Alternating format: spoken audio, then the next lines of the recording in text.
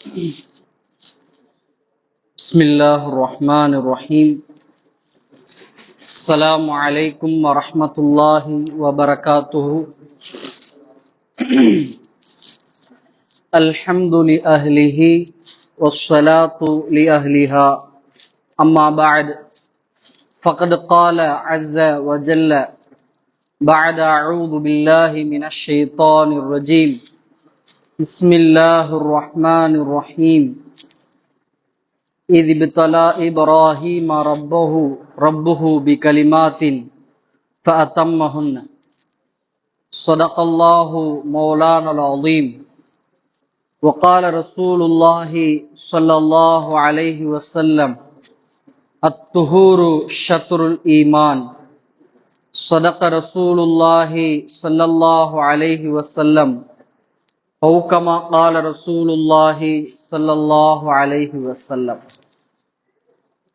رب اشرح لي صدري ويسر لي أمري واحلل عقدة من لساني ويفقه قولي. سبحانك لا علم لنا إلا ما علمتنا إنك أنت العليم الحكيم. اللهم صل على سيدنا محمد وعلى آل صل على سيدنا محمد وبارك وسلم. சங்கைக்கும் பெருமதிப்பிற்குத்தான என் இனிய இஸ்லாமிய சகோதரர்களே, பெரியோர்களே, அல்லாஹுடைய அளப்பெரும் கிருபையால் நாம் இந்த மாதம் முழுக்க தொடர்ந்து ஹஸ்ரத் இப்ராஹிம் அலைஹிஸ்ஸலாம் அவர்களை பற்றியும் அவர்களுடைய குடும்பம் செய்த தியாகங்கள், அவைகள் மூலமாக நமக்கு கிடைத்த பலன்கள், படிப்பினைகள் என இந்த மாதம் முழுக்க இப்ராஹிம் அலைஹிஸ்ஸலாம் அவர்களை பற்றி பேசவும் கேட்கவும் செய்து கொண்டிருக்கிறோம். இந்த அடிப்படையில இன்றைய வாரத்தில் நாம் மேலே ஓதிய அந்த வசனத்தில் அல்லாஹ் சொல்லுகிறான், இது இப்தலா இப்ராஹிம ரப்புஹு, ஹஸ்ரத் இப்ராஹிம் அலைஹிஸ்ஸலாம் அவர்களை அவனுடைய இறைவன் அல்லாஹ் சோதித்தான் என்பதாக ஒரு திருவசனத்தை நாம் ஓதி காண்பித்தோம். பொதுவாக நாம் இந்த வசனத்திற்கான விளக்கத்தை சொல்லும் பொழுது ஹஸ்ரத் இப்ராஹிம் அலைஹிஸ்ஸலாம் அவர்களுடைய வாழ்க்கையில் சந்தித்த சோதனைகளை பற்றி நாம் என்ன செய்வோம், பேசுவோம். அதில் அவர்கள் அந்த சோதனைகளை சாதனைகளாக மாற்றி வெற்றி பெற்றார்கள் என்பதாகவும் நாம் பார்ப்போம். இந்த வசனத்திற்கு கீழே இப்னு கசீர் என்று சொல்லக்கூடிய அந்த தப்சீர்ல ஹஸ்ரத் இப்னு அப்பாஸ் ரலியல்லாஹு அன்ஹு அவர்கள் இந்த ஆயத்தினுடைய விளக்கத்துல கூறுகிறார்கள், ஹஸ்ரத் இப்ராஹிம் அலைஹிஸ்ஸலாம் அவர்களுக்கு அல்லாஹு தஆலா 10 கடமைகளை கொடுத்து சோதித்தான். 10 விஷயங்களை அவர்களுக்கு கடமையாக்கினான். அந்த கடமைகளின் மூலமாக அவர்களை சோதித்தான் என்பதாக ஹஸ்ரத் இப்னு அப்பாஸ் ரலியல்லாஹு அன்ஹு நமக்கு விளக்கப்படுத்துவார். அந்த 10 விஷயங்கள் என்ன? அது ஹஸ்ரத் இப்ராஹிம் அலைஹிஸ்ஸலாம் அவர்களுக்கு அல்லாஹ் கட்டாய கடமையாக ஆக்கியிருந்தான். சொல்றோமா இல்லையா? ஃபர்ல் என்று சொல்கிறோமே, கட்டாய கடமையாக ஆக்கியிருந்தான். அந்த 10 கடமைகளும் நமக்கு அல்லாஹ் சுன்னத்தாக ஆக்கியிருக்கிறான். அது என்ன? ஹஸ்ரத் இப்னு அப்பாஸ் இப்படி சொல்வார்கள், 5 இருக்கிறதே, அந்த 10ல் 5 அவர்களுடைய தலையில் இருக்கிறது, அது தலை சார்ந்த விஷயம். மீதி 5 விஷயங்கள் அவர்களுடைய உடல் சார்ந்த விஷயங்கள். அந்த 5 என்ன? முதல்ல இந்த தலையில் இருக்கக்கூடிய விஷயங்கள்ல முதல்ல அவங்களுடைய மீசையை என்ன செய்யறது? கத்தரிப்பது. தாடியை வளர்ப்பது, மீசையை கத்தரிப்பது. அடுத்தபடியாக முடி இருக்கா இல்லையா? நாம எல்லாம் என்ன செய்யறோம்? முடிய சாதாரண எப்படி வேணா வச்சிருக்கிறோம். ஹஸ்ரத் இப்ராஹிம் அலைஹிஸ்ஸலாம் அவங்களுக்கு இந்த முடியை வாங்கெடுப்பது என்ன செய்யப்பட்டிருந்துச்சு? அவங்களுக்கு கடமையாக ஆக்கப்பட்டிருந்துச்சு. அவங்களுடைய தலையில நேர் வாங்கெடுப்பதை அல்லாஹ் அவர்களுக்கு கடமையாக ஆக்கியிருந்தான். அதே போல நாசிக்கு தண்ணீர் செலுத்தி சுத்தம் செய்வது. நாசிக்கு தண்ணி நம்ம ஒழு செய்யறப்ப நம்ம மூக்குல தண்ணீர் ஊத்தி சுத்தம் செய்யறோமா இல்லையா? அல்லாஹ் ஹஜ்ரத் இப்ராஹிம் அலைஹிஸ்ஸலாம் அவர்களுக்கு அதை கடமையாக ஃபர்லாக ஆக்கியிருந்தான். அடுத்தபடியாக அவங்க வாய் குப்பளிப்பது, மிஸ்வாக் செய்வது என்று 5 கடமைகளை அல்லாஹு தஆலா அவங்களுக்கு என்ன செஞ்சிருந்தா, முகத்தில் அவங்களுக்கு கடமையாக்கப்பட்டிருந்தது. முழு உடல்ல என்ன மீதி இருக்கக்கூடிய 5 கடமைகள் என்ன? அவர்களுடைய நெகத்தை வெட்டுறது.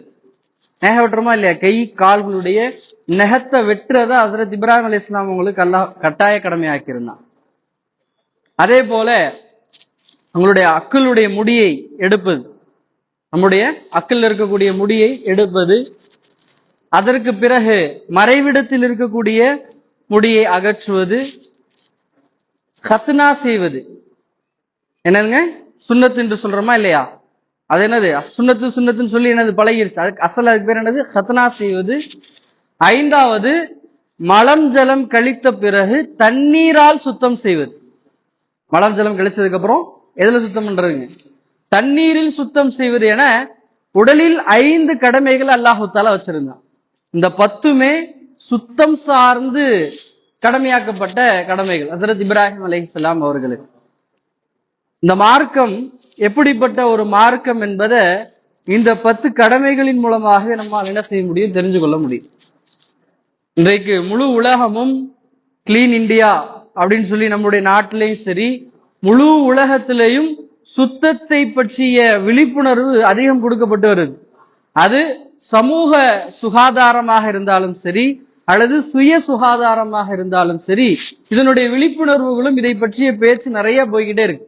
ஆனா அல்லாஹு தஆலா நாகரிகம் என்று சொல்ற முன்னாடியே, இன்றைக்கு நாகரிக உலகம் அப்படின்னு சொல்றோமா இல்லையா? இதற்கு முன்னாலேயே 2000 வருடங்களுக்கு முன்பாகவே என்ன செஞ்சுட்டான் அல்லாஹு தஆலா, ஒரு மனிதன் எப்படி இருந்தா சுத்தமா இருப்பான் என்பதை அல்லாஹ் ஹஜ்ரத் இப்ராஹிம் அலைஹிஸ்ஸலாம் மூலமாக கடமையாகவே என்ன செஞ்சுட்டான், ஆக்கிட்டான். நீங்க இப்படி இருந்தா மட்டும்தான் உங்களுடைய உடலையும் உங்களுடைய உள் உறுப்புகளையும் வெளி உறுப்புகளை சுத்தமாக வைத்துக் கொள்ள முடியும். ஏன்னா படைச்ச ரப்புக்கு தானே இது எப்படி இருந்தா சரியா இருக்கும் தெரியும். அல்லாஹு தஆலா சுத்தத்தை பற்றி அவ்வளவு தெளிவாக என்ன செய்யறான், நமக்கு கற்றுக் கொடுக்கிறான். அல்லாஹ் இன்னொரு இடத்துல சொல்லும் பொழுது, அல்லாஹ் சுத்தமாக இருப்பவர்களையும் தங்களை தூய்மையாக இருக்க பழக்கிக் கொள்பவர்களையும் பிரியப்படுகிறான் என்பதாக நாம என்ன செய்யறோம், குர்ஆனுடைய வசனங்களின் மூலமாக பார்க்கிறோம். ஹஜ்ரத் ரசூலுல்லாஹி ஸல்லல்லாஹு அலைஹி வஸல்லம் அவங்க அல்லாஹ் அன்சாரிகளை மிக பிரியப்படுகிறான். ஏன்னு சொன்னா, அன்சாரிகளுடைய பழக்கம் என்ன இருந்துச்சுன்னு சொன்னா, அவங்க நபியுடைய காலத்துல வெறுமனே என்னது டேலான்னு சொல்லுவோம், நம்முடைய மண் கட்டிகள்ல தான் என்ன செய்வாங்க, தங்களுடைய சிறுநீர் கழித்த பிறகு சுத்தம் செய்வாங்க. ஆனா சில சஹாபாக்கள் அன்சாரிகள் என்ன செஞ்சாங்கன்னா, டேலாவை பிடிச்சதுக்கு அப்புறம் அந்த மண் கட்டிகளால் சுத்தம் செய்த பிறகு தண்ணீரை கொண்டும் என்ன செஞ்சாங்க, சுத்தம் செஞ்சாங்க. இந்த செயல் அல்லாஹ்விற்கு மிக பிடித்தமானது. எனவே அல்லாஹ் சுத்தமானவர்களை பிரியப்படுகிறான் என்பதாக அல்லாஹ் வசனம் என்ன செஞ்சுட்டு இறக்கிட்டான். நபி என்ன அறிவிப்பு செய்யறாங்க, அல்லாஹ் சுத்தத்தை விரும்புகிறான், அல்லாஹ் சுத்தமாக இருப்பவர்களையும் என்ன செய்யறான், விரும்புகிறான் என்று சொன்னான். அப்ப இந்த 10 கடமைகள், இந்த 10 சுன்னத்துகள் மீது நமக்கு அதீத கவனம் செலுத்துறது அவசியமா இருக்கு. ஏன்னா அல்லாஹு தஆலா இப்ராஹிம் அலைஹிஸ்ஸலாமுக்கு ஃபர்லாக ஆக்கியிருந்தான். ஆனா நமக்கு என்னது, சுன்னத்தாக இருக்கிறது. நபியினுடைய ஒவ்வொரு சுன்னத்தையும் தேடி பின்பற்றக்கூடிய ஒரு பழக்கத்தை நாம் என்ன செஞ்சுக்கணும், நம்முடைய வாழ்க்கையில எடுத்துக்கொள்ளணும். ஏன்னு சொன்னா அல்லாஹு தஆலா இந்த சுன்னத்தான வாழ்க்கையில தான் நம்முடைய ஆரோக்கியத்தை வச்சிருக்கிறான், நம்முடைய வெற்றியும் என்ன செஞ்சிருக்கிறான், வச்சிருக்கிறான். ஒண்ணு இருக்கு இந்த உலகத்துல வெற்றி, அது என்னது, இந்த உலகத்தினுடைய வெற்றி என்னது, ஹஜ்ரத் மூசா அலைஹிஸ்ஸலாம் அவங்களோட கேட்கப்பட்டுச்சு. அல்லாஹ் என்ன செய்யறான், கேட்கிறான், நபியே மூசா அலைஹிஸ்ஸலாம் அல்லாஹ் கேட்கிறான், நீங்க என்கிட்ட கேட்கறதா இருந்தா நீங்க எதை கேட்பீங்க? அப்ப மூசா அலைஹிஸ்ஸலாம் சொல்றாங்க, எல்லாம் நீயே சொல்லு, நான் உன்கிட்ட கேட்கறதா இருந்தா நான் முதல்ல ஃபர்ஸ்ட் நான் எதை கேட்கணும். ஏன்னா ஒரு மனிதனுக்கு அத்தியாவசியம் எது? அப்ப ஹஜ்ரத் அல்லாஹ் என்ன செய்ய சொல்றான், சலில்லாஹ், நீங்க அல்லாஹ்கிட்ட கேளுங்க, அல் ஆஃபியத்தை முதல்ல கேளுங்கன்னு சொன்னாங்க. ஈமானுக்கு பிறகு நாம் கேட்க வேண்டிய, அல்லாஹ்கிட்ட கேட்க வேண்டிய விஷயம் என்னன்னா ஆஃபியத்துன்னு சொல்லக்கூடிய ஆரோக்கியம்.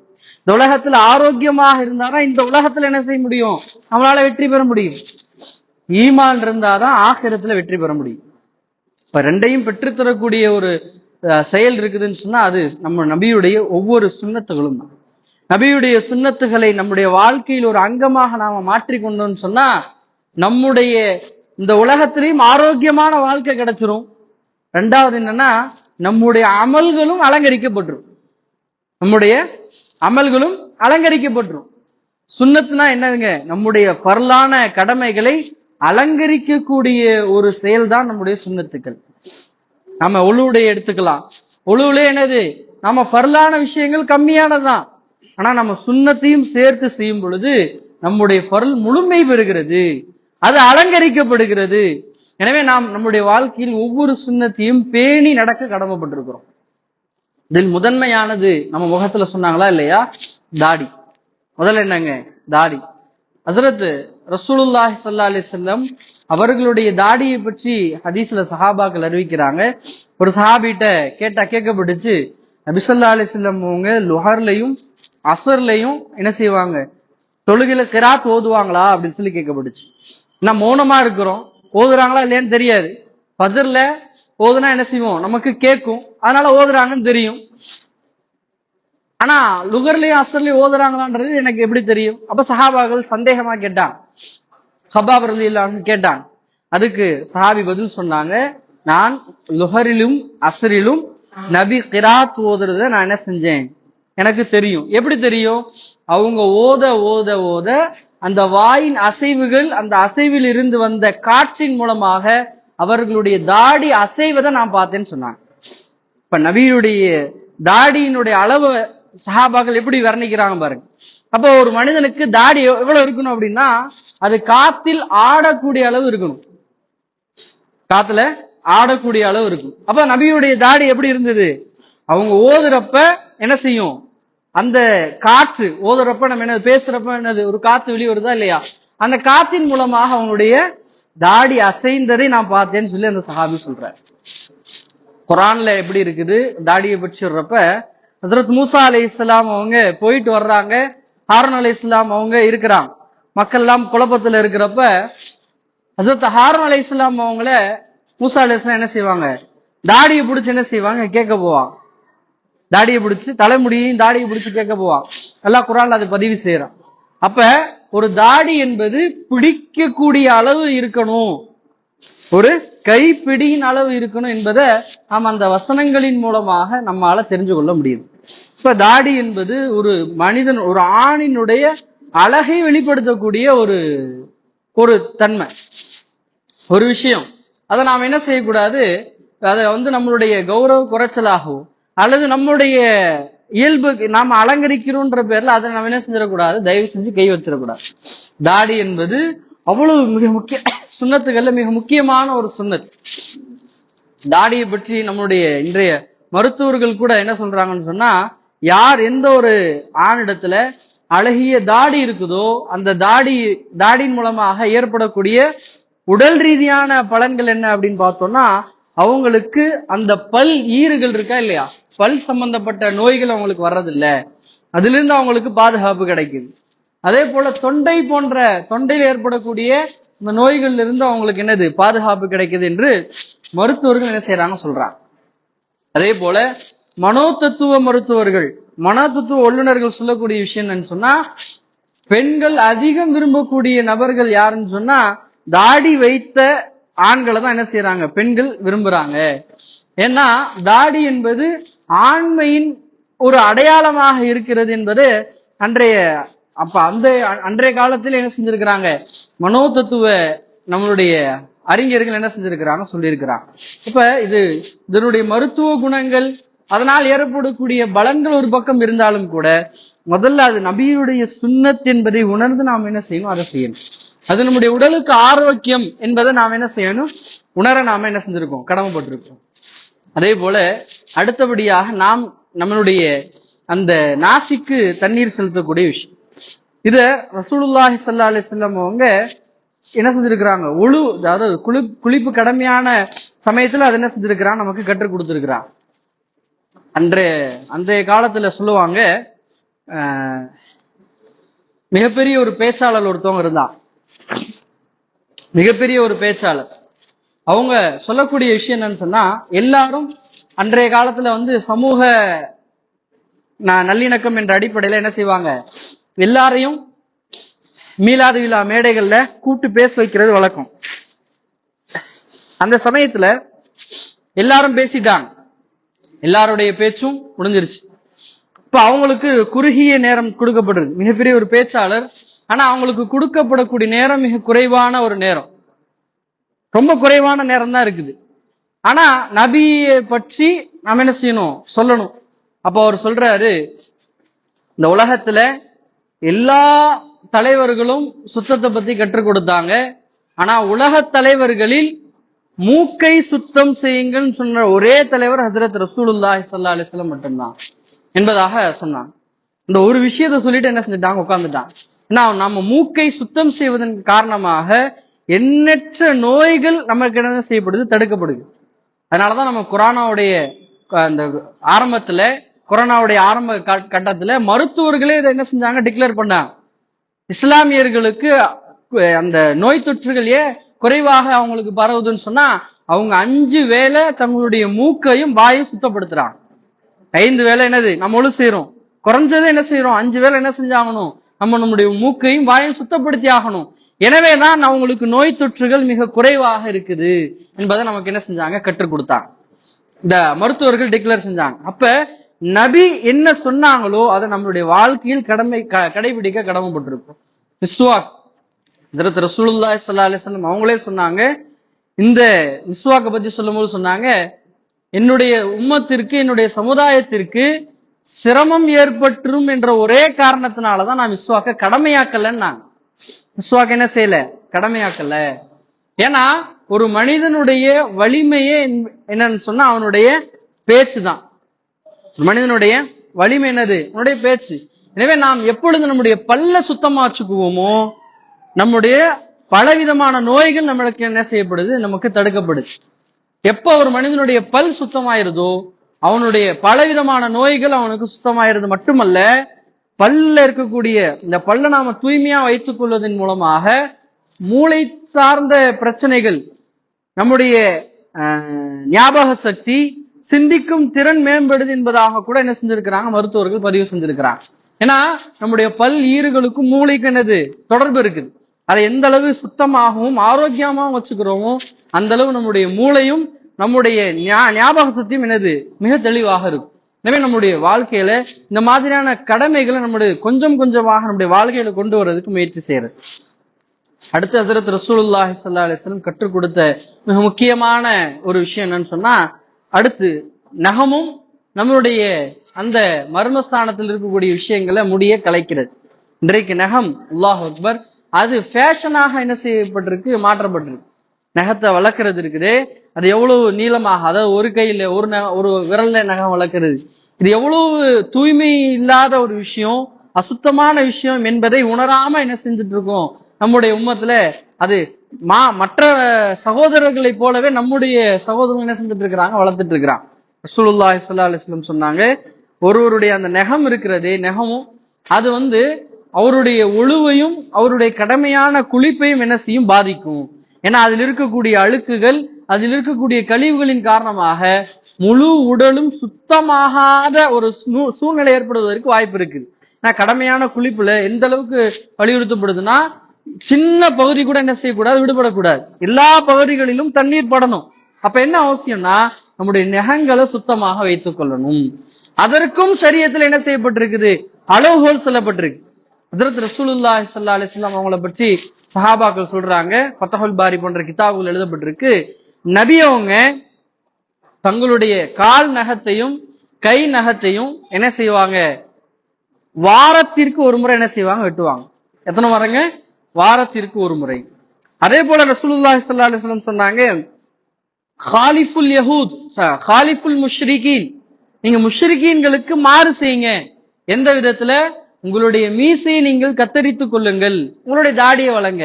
தாடியை வளர்க்கிறது எவ்வளவு சுன்னத்தோ, எப்படி சுன்னத்தோ அதே போல மீசையை கத்தரிக்கிறதும் சுன்னத்து.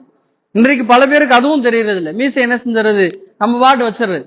நபி ஸல்லல்லாஹு அலைஹி வஸல்லம் அவங்க வாரத்திற்கு ஒரு முறை மீசையை கத்தரிப்பாங்க, வருது ஹதீஸ்ல. வாரத்திற்கு ஒரு முறை மீசையை கத்தரிப்பாங்க, தங்களுடைய நகங்களை என்ன செஞ்சிருவாங்க, களைவார்கள். அதே போல 20 நாட்களுக்கு ஒரு முறை, எத்தனை நாளைக்கு முறைங்க, 20 நாட்களுக்கு ஒரு முறை தன்னுடைய மர்மஸ்தானத்தில் இருக்கக்கூடிய முடிகளை களைவாங்க. 40 நாட்களுக்கு ஒரு முறை என்ன செய்வாங்க, தன்னுடைய அக்களுக்கு உள்ள முடிகளை என்ன செய்வாங்க, களைவாங்க என்பதாக நாம ஹதீஸ்ல பார்க்கிறோம். அப்ப இந்த மாதிரி நம்முடைய வாழ்க்கையில நம்முடைய இந்த பழக்கங்களை, நம்ம சுன்னத்துகளை நம்முடைய வாழ்க்கையில் எடுத்துக்கொள்ளும் பொழுது நம்முடைய உடல் ஆரோக்கியமாக இருப்பது மட்டும் இல்லாம நம்ம சுன்னத்தும் என்ன செஞ்சிடும், அந்த நேரத்துல ஹயாத் ஆகும். சுன்னத்தும் ஹயாத் ஆகும். ஏன்னா நபி ஸல்லல்லாஹு அலைஹி வஸல்லம் இதுல ரொம்ப கடுமை காட்டியிருக்கிறான். 40 நாளைக்கு ஒரு முறை என்ன செஞ்சிடணும், இதுல நாம என்ன செய்யணும், சுத்தம் செய்யணும். அப்படி சுத்தம் செய்யாம நம்முடைய மர்மஸ்தானத்தில் இருக்கக்கூடிய முடிகளை களையாம, நம்மளுடைய அக்கில் உள்ள முடிகளை களையாம நம்முடைய தொழுகை இருந்துச்சுன்னு சொன்னா அந்த தொழுகை மக்ரூஹான தொழுகையாக என்ன செய்யும், மாறுது. விரும்பத்தகாத தொழுகையாக நம்முடைய தொழுகைகள் மாறிடும். இப்ப சுத்தத்திற்கு ரசூலுல்லாஹி ஸல்லல்லாஹு அலைஹி வஸல்லம் அவர்களும் சரி, இந்த நம்முடைய ஷரீஅத்தும் சரி அவ்வளவு முக்கியத்துவம் கொடுத்திருக்கு. ஹஜ்ரத் இப்ராஹிம் அலைஹிஸ்ஸலாம் அவங்களுடைய மார்க்கத்தில் நம்ம வழியாக நமக்கு கிடைத்த சுன்னத்துகள் இதெல்லாம். எனவே இதை நாம நம்முடைய வாழ்க்கையில எடுத்துக்கொள்வது, ஏன்னா சுத்தத்தை பத்தி நபி ஸல்லல்லாஹு அலைஹி வஸல்லம் சொன்னாங்க, இது ஆரோக்கியம் சுன்னத் என்பதை தாண்டி அத்துஹூர் சுத்தம் என்பது இருக்கிறது, அது ஷத்ருல் ஈமான், உங்களுடைய ஈமானின் ஒரு பகுதின்னு சொன்னார். இன்னொரு ஹதீஸ்ல அந்த சுத்தம் என்பது ஈமானுடைய பாதி என்ற அளவுக்கு என்ன செய்யப்பட்டிருக்கு, வலியுறுத்தப்பட்டிருக்கு. இப்ப இஸ்லாம் அவ்வளவு தூய்மையை கற்றுக் கொடுக்கக்கூடிய ஒரு மார்க்கம். அந்த தூய்மையை நம்மளுடைய வாழ்க்கையில நாம் என்ன செய்யணும், கடைபிடிக்கணும். நம்முடைய குழந்தைகளுக்கும் இதை நாம் என்ன செய்யணும், கற்றுக் கொடுக்கணும். இன்றைக்கு நிறைய பெற்றோர்கள் என்ன செய்யறது இல்ல, இதை கத்துக் கொடுக்கறது இல்ல, இதை கத்துக் கொடுக்கறது இல்லை. ஏன்னா என்னுடைய மகன்கிட்ட போய் நான் எப்படி சொல்றது, மறைவிடத்தில் இருக்கக்கூடிய முடிய என்ன செய்யறது, கலைய சொல்லி யார் சொல், நான் எப்படி சொல்றேன்னு தயக்கம் கொள்றான். இப்ப நாம சொல்லிக் கொடுக்காம நம்முடைய குழந்தைகளுக்கு எப்படி தெரியும், நாம சொல்லிக் கொடுக்காம நம்முடைய குழந்தைகளுக்கு எப்படி தெரியும். குறிப்பாக நம்முடைய பெண் பிள்ளைங்களுக்கு நம்முடைய வீட்டுல தாய்மார்களை சொல்லி என்ன செய்யணும், இதை சொல்லிக் கொடுக்கணும். ஏன்னா இது இவ்வளவு முக்கியமான விஷயம், சரியத்துல மிக முக்கியமான ஒரு அங்கம். நம்முடைய மதரசாக்கு போயிருந்தாங்கன்னா அங்க கற்றுக் கொடுக்கப்படும். நம்முடைய குழந்தைகளை ஒண்ணு நம்ம மதரசாக்கு அனுப்புறது இல்லைன்னா நாம அந்த விஷயங்களை என்ன செய்யணும், கற்றுக் கொடுக்கணும். எப்ப நாம இந்த சின்ன சின்ன விஷயங்களை நம்முடைய குழந்தைகளுக்கு கற்றுக் கொடுப்போமோ வரக்கூடிய சமுதாயம் நல்ல ஆரோக்கியம் உள்ள சமுதாயமாக, நபியினுடைய சுன்னத்துகளின் மீது பிடிப்புள்ள சமுதாயமாக இந்த சமுதாயம் உருவாகும். ஏன்னா கொஞ்சம் கொஞ்சமாக நபியினுடைய அந்த சுன்னத்துகள் மௌத்தாகி கொண்டிருக்கக்கூடிய சூழ்நிலை நம்மளால பார்க்க முடியுது. அதனாலதான் இந்த ஒரு நிலை வரும் என்று உணர்ந்துதான் ரசூலுல்லாஹி ஸல்லல்லாஹு அலைஹி வஸல்லம் ஹதீஸ் இருக்கு. என்னன்னா, யார் சுன்னத்துகள் மங்கி போய் மௌத்தாகக்கூடிய சமயத்துல என்னுடைய ஒரு சுன்னத்தை ஹயாத்தாக்குவாரோ அவருக்கு ஷஹீதுடைய நன்மை அவங்களுக்கு எழுதப்படும் சொல்லி நபியுடைய ஹதீஸ் இருக்கு. சில ஹதீஸ்ல மிஅத்து ஷஹீத், 100 ஷஹீதுக்கு உடைய நன்மை வரைக்கும் என்ன செய்யப்பட்டிருக்கு, சொல்லப்பட்டிருக்கு. ஷஹீதுடைய நன்மை வரைக்கும் என்னது, நம்முடைய சுன்னத்தை ஹயாத்தாக்குறதுல இருக்கு. இன்றைக்கு நாம நம்முடைய சுன்னத்தை சாதாரண விஷயமா என்ன செஞ்சுட்டு இருக்கோம், கடந்து போய்கிட்டு இருக்கோம். ஆனா இன்றைக்கு திப்புன் நபவின்னு சொல்லி நபி வழி மருத்துவம் சொல்லி பல ஆயிரம் ரூபாய் கொடுத்து என்ன செய்யறோம், அதே விஷயத்த டாக்டர்கிட்ட போய் என்ன செஞ்சிடும், கத்துக்கிட்டு வரோம். இன்றைக்கு உம்மத்து அப்படிதான் இருக்கு.